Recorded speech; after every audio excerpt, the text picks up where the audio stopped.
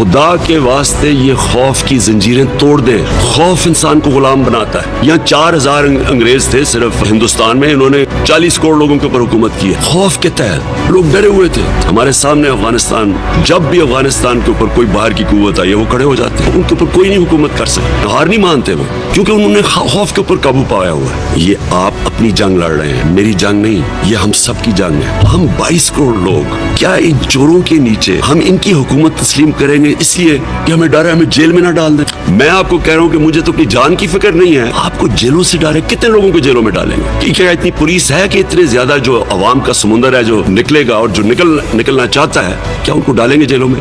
نہیں ڈال سکتے. اگر انہوں نے ہمارے جو لیڈرز ہیں تحریک انصاف کے, ان کو جیل میں ڈال, فکر نہیں, اب سب لیڈرز ہیں, اب سب نے نکلنا ہے. کوئی اتنی پولیس نہیں ہے کہ وہ ساروں کو کچھ کر سکے گی. وہ صرف تب تک ہے کہ وہ تھوڑے سے لوگوں کو پکڑ کے آپ کو ڈرا دیں گے. اس ملک میں کسی کی جان کو خطرہ ہے نا, وہ میری جان کو خطرہ ہے, لیکن مجھے اس کی کوئی فکر نہیں ہے, کیونکہ میں اس کو جہاد سمجھتا ہوں کہ یہ جو ملک کا مستقبل ہے یہ آپ کے ہاتھ میں ہے. یہ اوپر رہ گئے, قوم کا کوئی مستقبل نہیں ہے. نبی صلی اللہ علیہ وسلم نے جب کہا کہ جو قوم طاقتور مجرموں کو نہیں پکڑ سکتی اور صرف چھوٹے مجرموں کو پکڑتی ہے وہ تباہ ہو جاتی ہے. تو دو راستے ہیں, ایک ہماری تباہی کا راستہ ہے اور ایک حقیقی آزادی کا راستہ ہے. حقیقی آزادی کے لیے ہر قربانی دینے کے لیے سب شہریوں کو تیار ہونا چاہیے.